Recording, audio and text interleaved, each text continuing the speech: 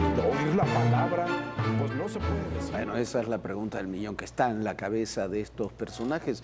Lo cierto es que los informes de inteligencia que están llegando de Rusia, lo ha manejado la inteligencia británica, la inteligencia estadounidense, hablan de un Vladimir Putin cada vez más aislado, incluso físicamente aislado. Las fotos que llegan de sus reuniones con sus equipos, sobre todo con equipos militares, está Putin en una de estas mesas muy largas con toda la gente físicamente alejada de él. Dicen que hay una profunda desconfianza y un profundo temor, como sabe cómo funcionan esas cosas, de que le hagan a él lo que él hizo tantas veces. Maestro Raúl Quintanilla. Se llama delirio paranoide. Eso es lo que se les va desarrollando y por eso todo el tiempo están pensando en enemigos, en muerte y en posibilidad de que los ataquen. Es un personaje extrañísimo, maestro. Este señor, muchas veces hemos hablado sobre él, recuerdo que hicimos programas hace 3, 4 años, y yo quisiera contarle algo que para mí es como un paralelismo, maestro. El paralelismo que Europa provoca a los héroes napoleónicos, a estos héroes que les gusta lo imperial, lo grande, la expansión, lo fuerte, muy distinto a los latinoamericanos que siempre buscan como lo destructivo y todo ese tipo de cosas. Para aquellos, el síndrome napoleónico es la extensión en la belleza. Esa es la diferencia de un autócrata con un dictador. Son cosas totalmente diferentes. Ahora, maestro, ¿dónde empieza la sensación de que viene la primera derrota psicológicamente de Napoleón? Napoleón invade España, ¿recuerda? Sí, claro. Y en esa invasión española no contaba con algo, maestro. A pesar de los ejércitos, las legiones polacas, mercenarios, pues, entraron a invadir España a cambio de que les volvieran a dar el imperio, el terreno polaco. O sea, la historia es cruel, maestro. Sí, a veces sí, en el 39 les cayeron los alemanes, pero ellos hicieron esto con España. ¿Qué sucedió en ese momento?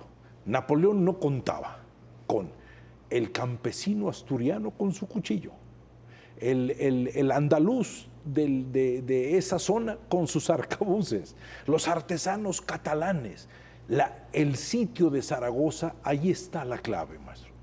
El sitio de Zaragoza, ellos quieren tomar Zaragoza. ¿Quién comanda a las legiones francesas? El polaco Lannen. Mueren como 32,000 civiles en ese sitio de Zaragoza. ¿Qué se encontraron? Todos peleaban contra los invasores, mujeres, niños, hombres, arrasaron con todo, mataban niños porque sabían que si se descuidaban, los niños llegaban y apuñalaban, estaban luchando por defender su suelo, su piso. Maestro, llegaban a casas a robarse comida y le decían a la dueña de la casa, come. Y ella comía. Ahora dale de comer al niño para ver si era. Sí. Y el niño comía. Entonces ellos comían. Media hora después, el niño y la madre tenían dolores, morían envenenados. Y se llevaban como a 35 soldados. O sea, eso era el sitio de Zaragoza. No podían con el desenfreno español, la guerra, el defender el piso. Lannen decía, ¿esta guerra de qué sirve si tuvimos que matar a esta gente que se defendió de manera tan heroica? Ahí empezó la sensación de que Napoleón cometía un error y que empezaba su caída. Putin y Ucrania puede ser lo mismo, maestro. Pero además a Napoleón le ocurrió en Rusia, cuando intentó invadir Rusia, y le ocurrió, los rusos jugaron ese papel ante la invasión alemana. Perdieron 25 millones de personas. Y se sacrificaron por su país. La forma de subestimar. A mí lo que me ha asombrado de esto es la forma en que Putin subestimó a Ucrania, a los aliados, a la OTAN, a Estados Unidos, pensando que en 48, 72 horas estaba en Kiev, imponía un gobierno y se acababa el tema y nadie iba a molestarse por eso. A mí eso es lo que me gustaría que le gastáramos 2, 3 minutos, maestro. Tú no puedes decir en 3 días entramos, si hay seres humanos. Mientras haya seres humanos y haya seres humanos que de repente digan, este es nuestro suelo, esta es nuestra tierra, este es nuestro país, muchas cosas pueden suceder. A mí me ha pasado que de repente yo me pregunto, ¿qué pasaría en México si nos sucede algo similar? ¿Qué pasaría con el del departamento 2 tal vez diciéndole al enemigo, oye, jódete el del 4 no porque me cae gordo? Sí, esa sensación tengo, que no podemos unirnos. Y estos países, cuando tienen que luchar, maestro, los sitios a los cuales fueron sometidos, que ellos aguantaron 11 meses con el invierno, luchando de una manera verdaderamente brutal. Ucrania para mí es un mal cálculo político, militar y social que Putin está haciendo. ¿Por qué? Porque está solo, maestro. Y eso es lo que pasa con los autócratas, estos que están solos, que no hablan con nadie, reciben informes, se creen superpoderosos. Que saben todo. Que saben todo y que opinan de todo, y no sé, algunas veces los hemos visto.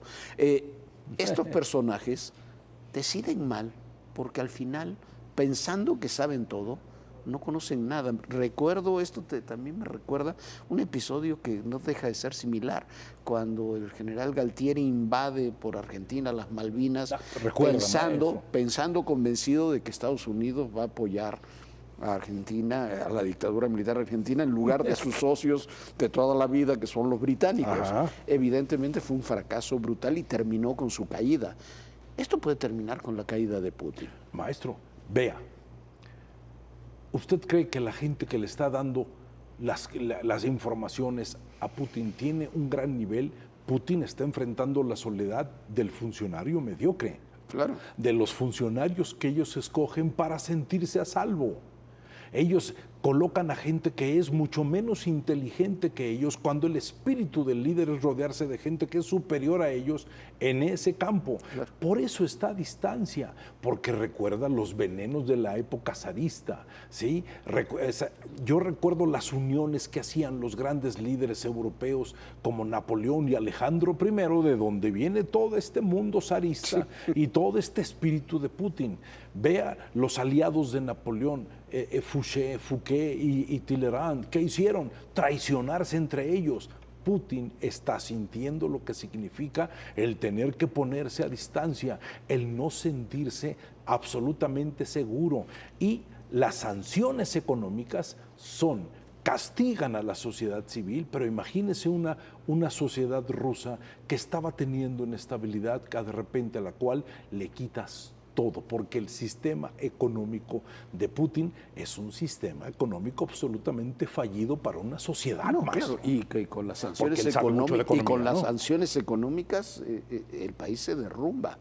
No, las principales empresas se van, los millonarios, estos rusos multimillonarios, a los cuales alimentó Putin. Claro, cambiando a los que había antes, ¿no? Exactamente. Porque liquidó a los que había antes y puso a los suyos, pero también van a cuidar sus intereses. No tienen, hemos visto cosas en todo el mundo de gente que no puede regresar a su país o tiene problemas. Putin firma hoy un decreto de que si no le pagan en rublos para salvar a la moneda rusa, el gas, no les va a vender más gas a Europa. Entonces, ¿de qué va a vivir Rusia? Exacto, punto. Cada medida es aniquilante. Mire, maestro, ¿recuerda la pintura de Delacroix, del Napoleón emperador? Sí, claro. Vea la mirada en esa pintura de Delacroix, la mirada de Napoleón. Y vea la mirada de Putin. Son los mismos rasgos. Mire, el mismo nivel, no de profundidad, sino de defensa ante las cosas. Esto es algo grandioso, maestro. Estas son las mismas miradas. ¿Por qué? Porque Europa provoca Napoleones. Claro. El gran continente europeo. ¿Qué sería la civilización occidental sin el continente europeo, maestro? O sea, no seríamos. ¿sí? La civilización occidental es Europa, con sus derivados en América, en otros lugares. Pero la civilización occidental es Europa. Por eso Europa. También tenemos de repente tantos políticos con ambiciones de autócratas o de ir trascendiendo las cosas. Ahora, maestro, Putin quisiera ser zar. Claro. Quisiera ser César, quisiera ser como Alejandro I, Stalin como Nicolás I. Stalin de perdida. Aquellos que eran Stalin, Khrushchev,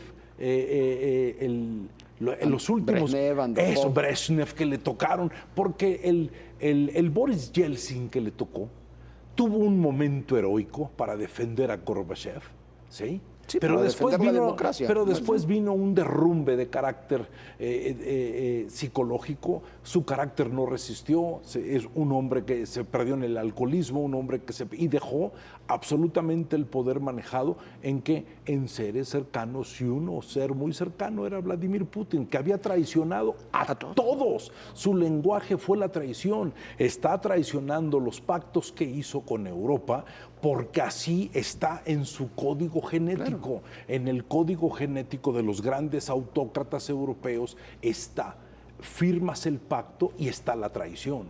Maestro, recuerde, el pacto de Alejandro I y Napoleón, puros engaños. El pacto de paz entre el general von Ribbentrop y Stalin. Sí, que cuando salieron los alemanes, Stalin dijo: Alemania. Pacto Molotov-Ribbentrop. Exactamente, el del general Molotov. ¿Y qué dijo Stalin? Alemania nos acaba de declarar la guerra. O sea, ese es el concepto de los autócratas: oler la traición, oler el veneno, poner a la gente lejos, verlos asustados, verlos disminuidos, y en ese momento, cuando te pierdes en la soledad, se reduce la inteligencia y sobre todo estamos viendo a un ejército ruso que le falta, maestro, la mística del pueblo ucraniano, que se siente unido por un líder que con una selfie. Las diferencias entre las guerras justas y las guerras injustas. Raúl, muchísimas gracias. Oh, maestro, gracias por invitarme. Gracias. A